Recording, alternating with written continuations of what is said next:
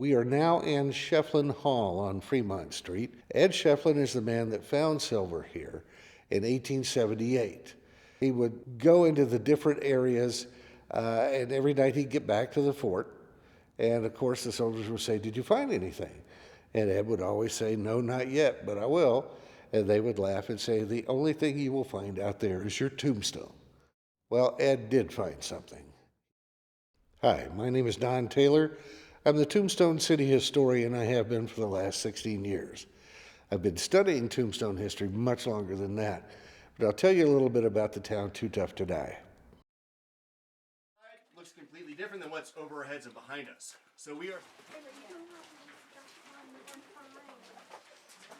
just outside of town here, of the Tombstone Hills. He was climbing around there and he found a silver vein on the surface. And that became one of the richest mines in the whole shebang. Ed sold his interest for $1 million in 1880 dollars. He was about to leave town, so Al decided to build this building. When it was finished, it was the largest opera house between El Paso and San Francisco.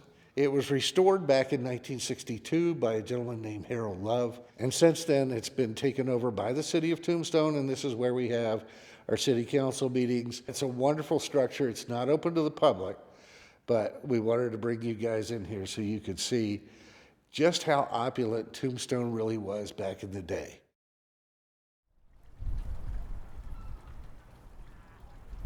In 1881, Cochise County was formed, and because of the size and the growth and the importance of Tombstone, it was designated the county seat. The Tombstone Courthouse State Historic Park is the actual courthouse. There is a gallows yard. 7 men were hanged here, 5 the first time in 1884, 2 the second time in 1900. Now when you come, you will see a copy of the actual gallows. When Arizona became a state in 1912, the state became the facilitator of executions, so they chopped up the gallows and burned it for firewood. Tombstone sits on a huge aquifer. And in 1881, the mines reached the aquifer and the mines flooded. In the meantime, E.B. Gage bought a gold mine, then he sold it. Enough money to come back in 1902 and buy 90% of all the claims here. That was the beginning of the second mining boom most people don't know about because nobody got killed.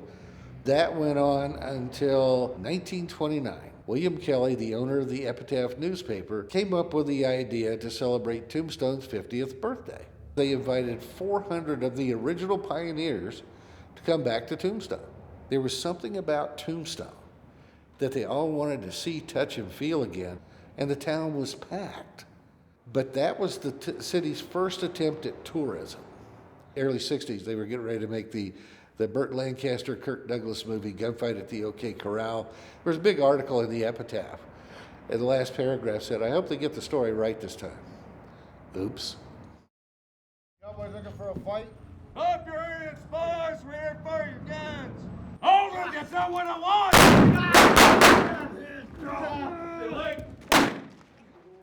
This is the actual site where the gunfight happened between the Earps and the Outlaws. And of course, every portrayal of the gunfight in the movies or on television is really not the way it happened. Virgil said, "Throw up your hands, boys, I want your guns." Not antagonistic at all. Something happened, we don't know what it was. And then he said, "Hold, that's not what I want." And then all hell broke loose. 3 men were killed, 3 men were wounded, but Wyatt Earp was never hit. Wyatt Earp died at the age of 80 in 1929, and he was the only Earp brother that was never shot.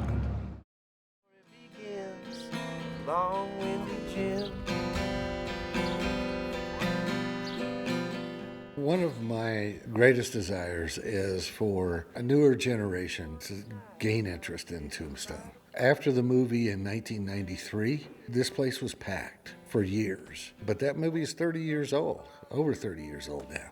You know, we need something new, and I hope that pieces like this will generate more interest because we need a younger audience. We need younger visitation. That's why I'm always open and happy to do things like this for film projects, television presentations. And that's, again, the type of interest and enthusiasm we really would love to see here in the next decade or so. So I appreciate it. Said they called him long.